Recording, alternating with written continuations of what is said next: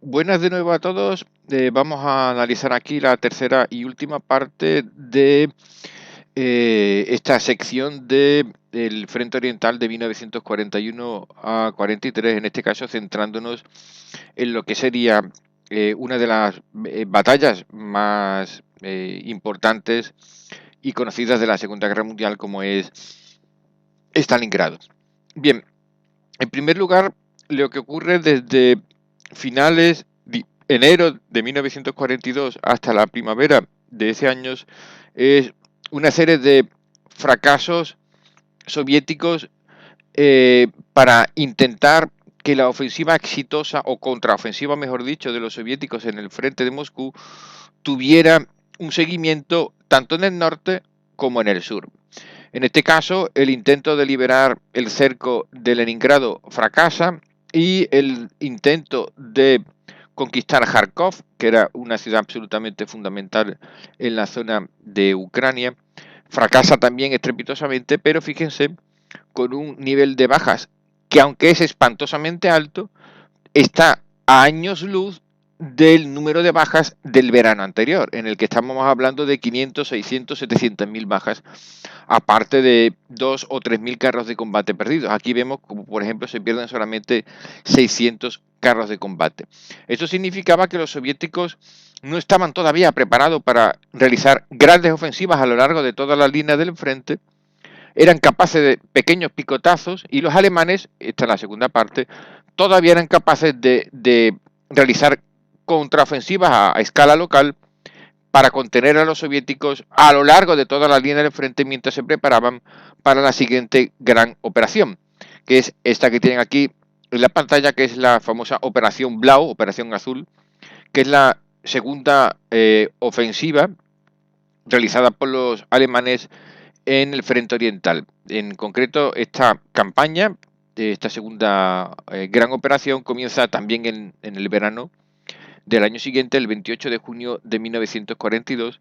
Y es interesante, es muy importante esta operación Blau, porque a diferencia de Barbarroja, que es la campaña de invasión general de la Unión Soviética con tres objetivos hasta cierto punto divergentes entre sí y que ya hemos visto que eran inaccesibles para la potencia demográfica y de recursos de la Wehrmacht, fue una campaña regional, una campaña que no estaba destinada a una conquista del área de Moscú, donde los soviéticos habían concentrado evidentemente la mayor parte de sus tropas en espera de que los alemanes volvieran a atacar en este verano a Moscú, o una prolongación del frente de norte a sur, sino en este caso, como digo, fue una ofensiva a escala regional y la única que diseñó Hitler y el Estado Mayor con fines económicos.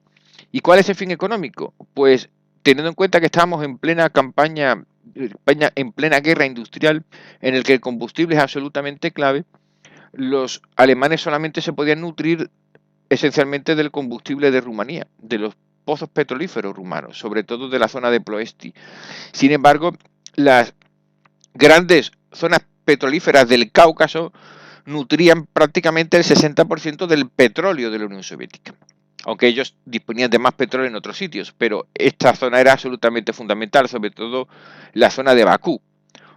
Hoy en día Azerbaiyán es uno de los grandes productores de petróleo del mundo. Pues bien, era una república integrada dentro de la Unión Soviética. Pues bien, todo el Cáucaso era una gran zona geoeconómica vital para la supervivencia de la Wehrmacht. En tanto en cuanto los recursos de minerales y sobre todo de petróleo permitirían a la Wehrmacht fortalecerse para iniciar otras ofensivas, bien en dirección a Leningrado o en dirección a Moscú. Por tanto, esta no es una ofensiva diseñada para ocupar un territorio y una ciudad concreta, sino una región con un poder industrial per se, como era el poder del oro negro. Claro, luego con el tiempo se haría muy famoso esta pequeña ciudad que ven aquí, Stalingrado. Si observáramos la directriz original de la Operación Blau, que se va a iniciar el 28 de junio, veríamos como la ciudad de Stalingrado es simplemente mencionada como un objetivo secundario. Es decir, en ningún momento se plantea que el objetivo básico, fundamental y casi único de esa operación sea Stalingrado, que lo que significa realmente es la ciudad de Stalin. Luego acabó convirtiéndose prácticamente el objetivo fundamental y en la tumba del sexto ejército del general von Paulus. Pero eso es porque Hitler, que ya era jefe del OKH, recuérdenlo, toma una muy mala decisión a medio camino cuando está la operación muy avanzada, y es dividir sus fuerzas que iban en dirección al Cáucaso hacia el norte para conquistar Stalingrado. De hecho, se ve parcialmente en este mapa. Aquí vemos como esta línea de penetración que viene del norte, de la zona de Voronezh, y que va en dirección sur, porque su eje de ataque era precisamente la zona del Cáucaso. Fíjense que esta línea se tuerce en dirección norte. Este es el cuarto ejército Panzer, que es ordenado por Hitler en septiembre de 1942 que gire y olvide su objetivo prioritario, que era el sur, y se vaya en dirección a Stalingrado, porque las fuerzas que están en contacto con las tropas soviéticas en Stalingrado aparentemente no son capaces de conquistar la ciudad. Y Hitler considera que el 11 ejército por sí mismo será capaz de conquistar los pozos petrolíferos de Bakú, y por tanto el principal brazo acorazado que iba en esa dirección debía replegarse en dirección norte para conquistar una ciudad que Hitler le dio una especial carga simbólica porque era la ciudad de su gran rival, Stalingrado. Pero sin embargo fue un gran error operacional que acabó en una trágica derrota para las fuerzas de la Wehrmacht. Aquí vemos de una forma mucho más clara cómo las tropas alemanas que se despliegan solamente en el frente sur tienen una línea de progresión que va surcando el río Don, que es este que van aquí, el río Don, porque en realidad no tienen la intención de pasar más hacia el este, van en dirección por la ribera occidental para bajar hacia la zona del Cáucaso, que es la zona realmente importante. Pero vemos aquí, ¿verdad?, como el cuarto ejército Panzer que acabo de mencionar es forzado por Hitler a girar en dirección a Stalingrado, a meterse en una auténtica ratonera, como es este mapa que ven aquí. Este mapa es la ciudad de Stalingrado, ¿verdad?, que es una ciudad que está a la ribera del Volga. Como pueden ver, los principales núcleos urbanos están en la parte occidental, pero la parte oriental, que sería para nosotros, entre comillas, una especie de microisla, era donde estaba el grueso de ejércitos que a través de barcazas iban nutriendo de fuerzas a la resistencia soviética en la propia ciudad. Esto fue un error gravísimo por parte de Hitler, porque fíjense en la enorme cantidad de unidades, sobre todo acorazadas y otras tropas de infantería, que acabó metiendo en una bolsa gigantesca que fue en definitiva una inmensa ratonera, porque claro, si estamos hablando que el cuarto ejército Panzer lo traslada hacia el norte para luchar en una ciudad, imagínense, aquí tienen algunas imágenes, cómo es la lucha en una ciudad.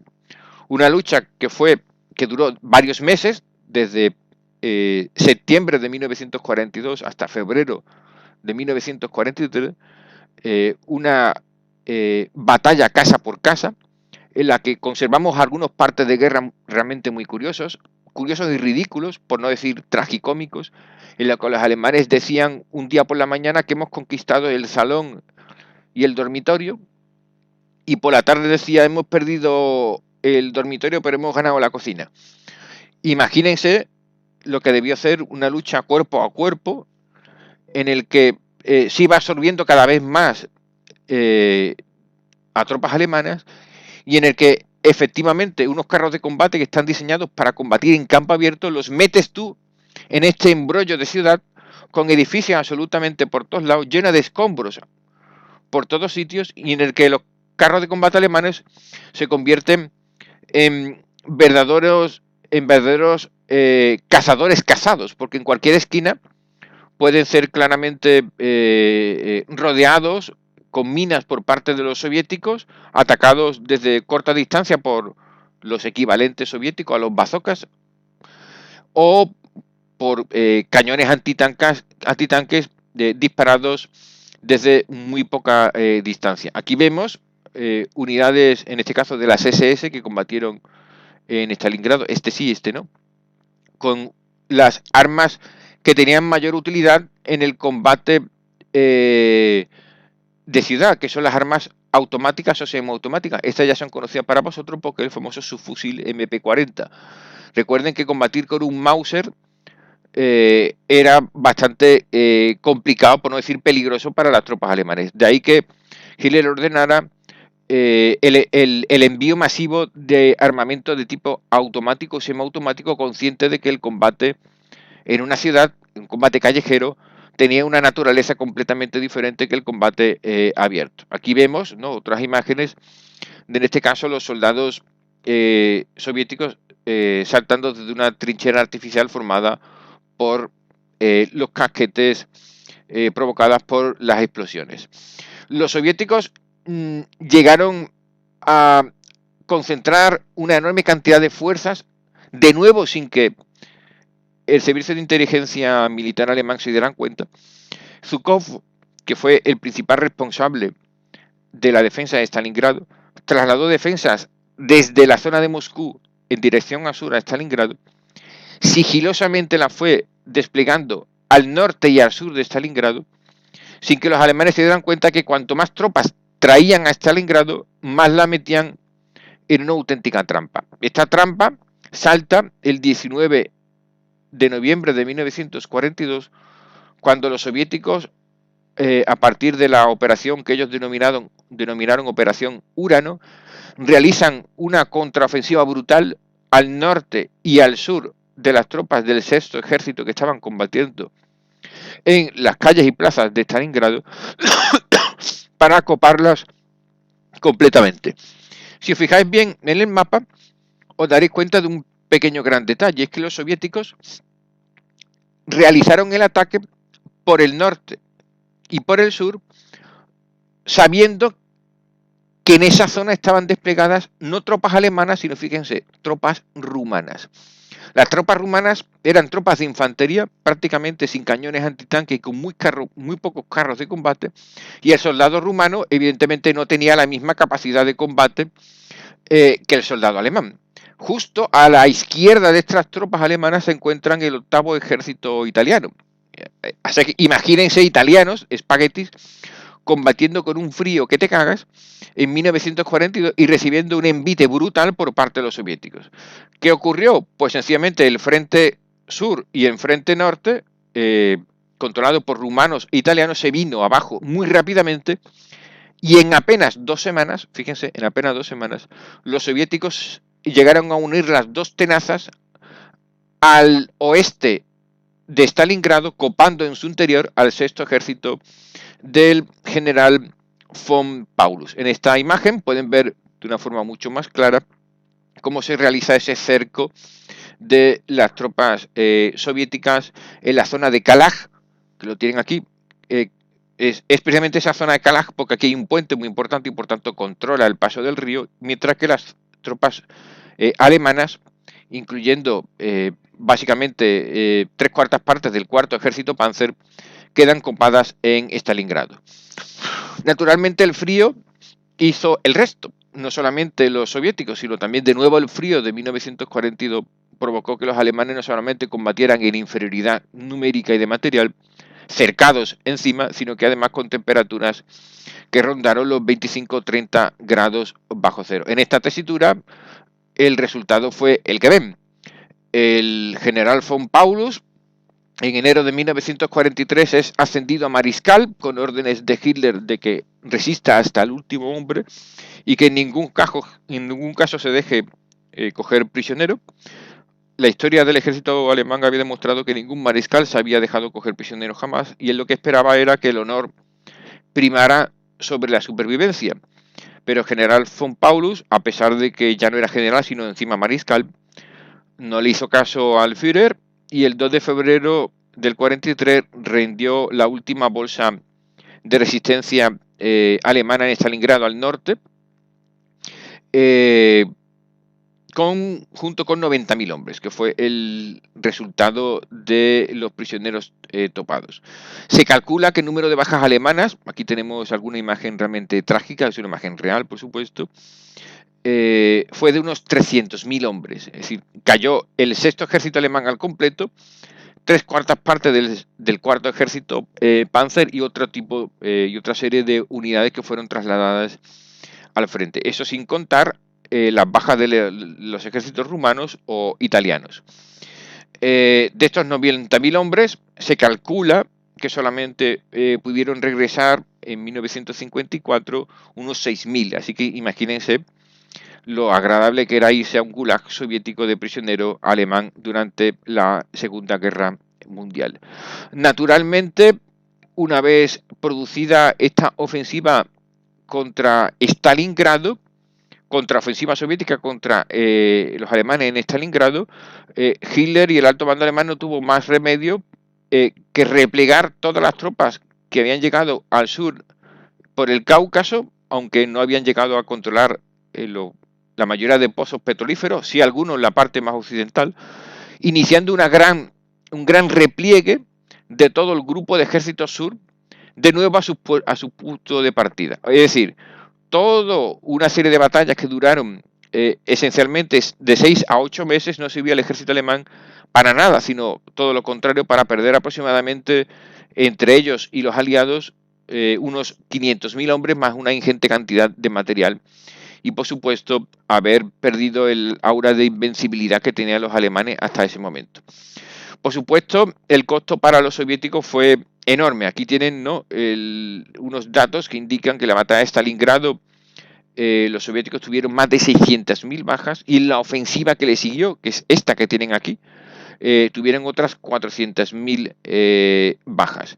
O dicho de otra forma, los soviéticos estaban aprendiendo ya a combatir, estaban ya realizando ataques concentrados sobre los puntos débiles de la Wehrmacht y sus aliados, aunque el número de bajas todavía seguía siendo alto. Pero, de nuevo, su capacidad demográfica y de recursos le permitía absorberlos. Aquí tenemos unas imágenes de el destrozo brutal que sufrió Stalingrado. De hecho, Stalingrado es una ciudad que hoy en día, bueno, no se llama así, se llama Volgogrado. Está prácticamente reconstruida por completo. Se calcula que el 90% de la ciudad quedó destruida y después el régimen pues literalmente la tuvo que construir de nuevo, con lo cual cuando hoy vayan allá a ver el campo de batalla de Stalingrado, hay muchas zonas todavía visitables donde y los campos alrededor incluso son todavía potencialmente peligrosos porque hay mucho material de guerra y por supuesto muchos miles de hombres enterrados por allá, desconocidos, sino que visitarán en realidad una ciudad esencialmente nueva a causa de los destrozos de la guerra moderna. Aquí tenemos otra imagen del resultado de las largas columnas de esos 91 hombres prisioneros, el mariscal von Paulus cuando se rinde, una enorme cantidad de cuerpos muertos congelados y aquí los resultados de la arqueología militar. Aquí todos los años se rescatan en pequeñas bolsas cuerpos tanto de soviéticos como alemanes de toda la zona de Stalingrado, que es una zona que tiene una enorme cantidad de kilómetros cuadrados. Las bajas, que como se pueden ver aquí, fueron brutales por parte de ambos bandos y en este caso, como se trató de una operación meramente militar y Stalin ordenó la salida de los civiles de Stalingrado, vemos que, por ejemplo, el número de bajas civiles fue muy pequeño en comparación con lo que sería en otras campañas y en otros escenarios. Este desastre de Stalingrado, sumamente famoso, tuvo dos consecuencias. Una muy poco conocida o relativamente poco conocida. Todo el mundo sí sabe que Hitler tenía una propensión natural a creerse que jamás se equivocaba. Y de hecho era muy raro que reconociera un error. Pues bien, la primera vez que reconoció un error fue este. De hecho, Hitler reconoció a sus generales más cercanos y a su séquito más cercano a sus interminables monólogos que efectivamente cometió un error dirigiendo sus tropas hacia Stalingrado. Eso fue algo raro, sorprendente para la personalidad de Hitler. La segunda consecuencia, la tienen aquí, fue la declaración de guerra total realizada por el Tercer Reich a través de un discurso emitido por el ministro de propaganda Joseph Goebbels el 18 de febrero de 1943. A muchos le puede resultar sorprendente, pero increíblemente hasta esta fecha Alemania no había canalizado el 100% de su potencial hacia la guerra. Una enorme cantidad de su potencial, sí, pero todavía consideraba que podía realizar esfuerzos en función flexible de cómo fueran las operaciones. El desastre de Stalingrado, la enorme cantidad de pérdidas tanto humanas como de material, forzó al Tercer Reich a emplear todos los recursos humanos y materiales para la consecución de lo que todavía llamaban ellos la victoria definitiva total. Entre la operación de contraataque soviético y el verano siguiente del 43 se forma una línea de frente, que es la que tienen aquí, en la que prácticamente se llega hacia las posiciones iniciales del invierno de 1941 al 42. Es decir, todas esas operaciones de contraofensiva de los soviéticos en la zona de Stalingrado y del Cáucaso hacen replegar a los alemanes a un punto de partida en el que solamente hay un pequeño cambio, y es el famoso saliente de Kursk. Es decir, una pequeña horadada, como pueden ver, por eso se llama saliente, porque sale, no es una línea recta del frente, sino que sobresale del frente, en el que su punto central es la importante ciudad y núcleo ferroviario de Kursk. Pues bien, los alemanes, Hitler diseña una nueva ofensiva para el siguiente verano de 1943 para acabar con la resistencia regional. En este caso no se trataba de una operación con fines económicos, sino sencillamente con una finalidad de destrucción de todos los ejércitos soviéticos en el saliente de Kursk. Para ello, Hitler ordena el empleo de la más moderna tecnología y de la producción armamentística alemana. En la batalla de Kursk, la famosísima batalla de Kursk, donde se empleará por primera vez los más modernos carros de combate alemanes. Aquí vemos el famoso Panzer Auf 6, famoso por su sobrenombre, el Tiger, que se empleará masivamente. De hecho, prácticamente toda la producción de los prototipos y de las primeras cadenas de montaje de 1943 se destinó a la batalla de Stalingrado. Esto tenía, claro, el defecto de que muchos de estos carros de combate todavía no se sabían si realmente podían cumplir sus operaciones. Y de hecho, hoy en día sabemos que muchos de ellos adolecían de deficiencias técnicas. También se empleó por primera vez otras armas más nuevas, como por ejemplo el Panzer V, conocido por Pantera o Panzer para vosotros, o el Elephant, un cañón autopropulsado. Ambos, junto con el Tiger, se emplearon junto con las unidades más experimentadas del ejército alemán y de las SS en la famosísima batalla de Kursk. Esa batalla de Kursk tiene el sobrenombre de Operación Ciudadela o Citadelle en alemán. Esa batalla comienza el 5 de julio de 1943 y tenía como intención, vemos aquí el saliente de Kursk, acabar con una inmensa bolsa de ejércitos soviéticos que estaban acá. Sin embargo, los soviéticos tenían dos ventajas. Una era que habían recibido información de los servicios de espionaje y de encriptación ingleses, que en Bletchley Park eran capaces de descifrar el código Enigma, famoso, de la máquina Enigma alemana. Los alemanes creyeron durante toda la guerra que la máquina Enigma era indescifrable. Y ya sabemos que los británicos habían logrado descifrarla desde muy temprano. Aunque es cierto que no todos los mensajes eran cifrados ni completamente, y en algunos casos ni siquiera podían hacerlo de una forma acertada, porque venían los mensajes de forma parcial o incompleta, sí obtuvieron suficiente información como para poder pasar a los soviéticos desde meses antes el despliegue completo de los alemanes, con lo cual los soviéticos sabían perfectamente que los alemanes iban a atacar como siempre, es decir, en pinza, en este caso desde el norte y desde el sur, para unirse en la zona de Kursk y embolsar a los soviéticos. Esto significaba que la ventaja que le dio el espionaje británico a los soviéticos, que lo iba a decir, los británicos ayudando a los soviéticos, le permitió al ejército rojo disponer de las defensas justo en las zonas de ataque de los alemanes para de esta forma entorpecer en la medida de lo posible la ofensiva de los alemanes. La segunda ventaja que contaron los soviéticos es que ya habían aprendido cómo iban a atacar los alemanes y fíjense, dispusieron el grueso de sus defensas móviles, es decir, de sus tropas acorazadas, no en el interior de la bolsa, sino en el lateral de la bolsa. Esto es sumamente interesante porque así le permitía saber en el momento en que los alemanes fueran atacando, dependiendo de cómo les fueran, lanzar las tropas de reserva, las más importantes, sobre todo el quinto cuerpo de ejército acorazado, en la dirección en la que más hiciera falta. Y esa ventaja táctica y operacional le dio a los soviéticos ventaja decisiva. La operación, la tenéis aquí desarrollada, comienza el 5 de julio y fíjense, en apenas poco más de una semana, la operación para los alemanes entra en punto muerto. De hecho, el frente norte, la cuña norte, tuvo muy pocos progresos, la cuña sur tuvo un poco más de iniciativa y de hecho los soviéticos se vieron obligados a utilizar el quinto ejército Panzer que hemos comentado que estaban en reserva, el quinto cuerpo de ejército mecanizado, perdón, estaba en reserva, en la batalla de Prokhorovka, que está considerada por la historiografía la mayor batalla de carros de combate de la Segunda Guerra Mundial.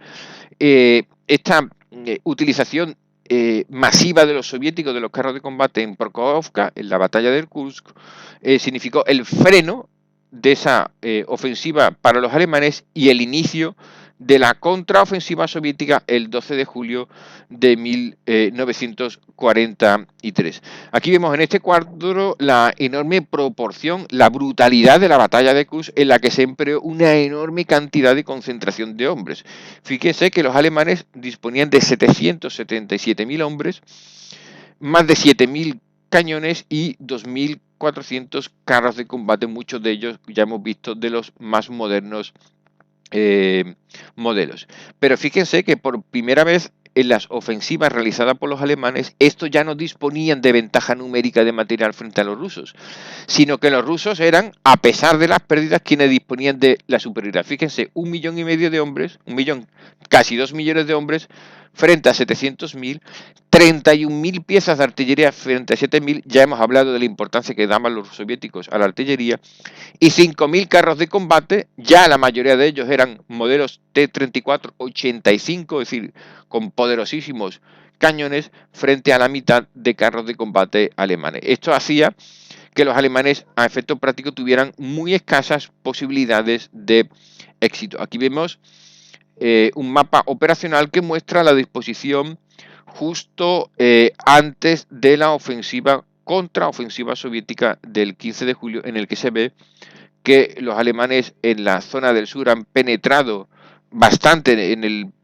despliegue soviético, pero en la zona de Prokhorovka, como hemos comentado, el quinto grupo de ejércitos de carros soviéticos los emplea masivamente frenando a las tropas alemanas, fundamentalmente tropas de las SS. Aquí vemos, por ejemplo, una de las consecuencias de la batalla de Kursk, es el estatus operacional de los Panzer, que fíjense que al principio de la batalla, el 5 de junio, había 184 tanques operacionales, y fíjense que tan solo 4 días después, el 9 de julio, hay 16. Fíjense la enorme cantidad de bajas de los Panzer alemanes.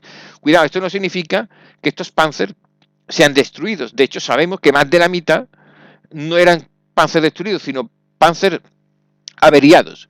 En algunos casos ni siquiera por el fuego enemigo, sino que sencillamente se empezaban a arrancar y a los 3 kilómetros se quedaban parados. ¿Por qué?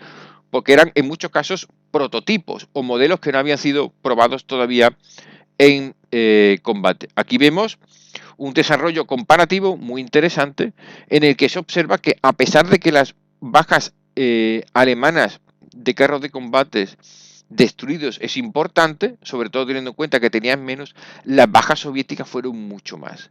O dicho de otra forma, los soviéticos ganan la batalla de Kursk, pero a costa de una enorme cantidad de carros de combate perdidos. Eso es algo que la historiografía conoce hoy en día, porque el régimen soviético vendió que la batalla de Kursk había sido ganada con pérdidas casi insignificantes. Hoy en día sabemos que precisamente el mapa conceptual esta gráfica lo demuestra, que el número de carros soviéticos, lo ven arriba, fue muy superior al número de carros soviéticos destruidos. Aquí tenemos el ratio de carros soviéticos destruidos por cada carro alemán, ¿no? De 6,48 por cada uno. Es decir, prácticamente por cada carro de combate alemán se perdían 7 o 6,5 soviéticos. Lo que habla que efectivamente los alemanes todavía tenían una enorme habilidad en el empleo de los carros de combate y todavía seguían siendo los Panzer un arma muy poderosa y muy peligrosa. Aquí, sin embargo, vemos a un Panzer modelo 5 destruido en la batalla de Prokhorovka, en el que se ve perfectamente, ¿no?, por donde ha entrado por el lateral un pedazo de hueco gigantesco, un proyectil perforante, en este caso de 85 milímetros. Seguidamente a el fracaso de la Operación Citadelle, de la batalla de Kursk, los soviéticos realizan una serie de ofensivas a lo largo de toda la línea del frente. Esto es interesante porque las ofensivas en plural de verano de 1943 son las primeras ofensivas que realizan los soviéticos a lo largo de toda la línea del frente.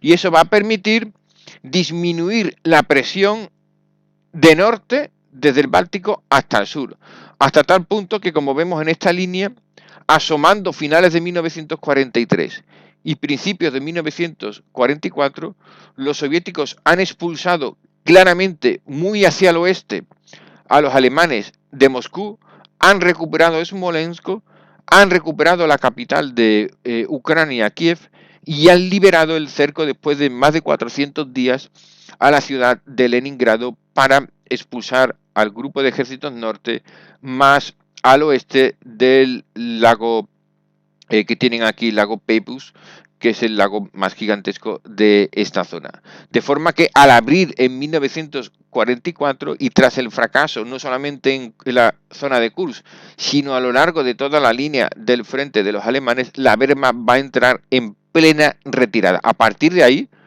julio de 1943, los alemanes no, repito, no realizarán ninguna otra ofensiva en el frente oriental. La historia de los dos últimos años del frente oriental, 1944-1945, va a ser una historia de repliegues permanentes con alguna que otra pequeña contraofensiva alemana local, pero nunca más grandes ofensivas como las de los veranos de 1941, 1942 o la conocida Operación Citadelle, Batalla de Kursk de 1943, julio, que acabó también en un fracaso definitivo para la Wehrmacht de Hitler, que a partir de ese momento vio claudicar a sus antiguas poderosas tropas en el frente oriental.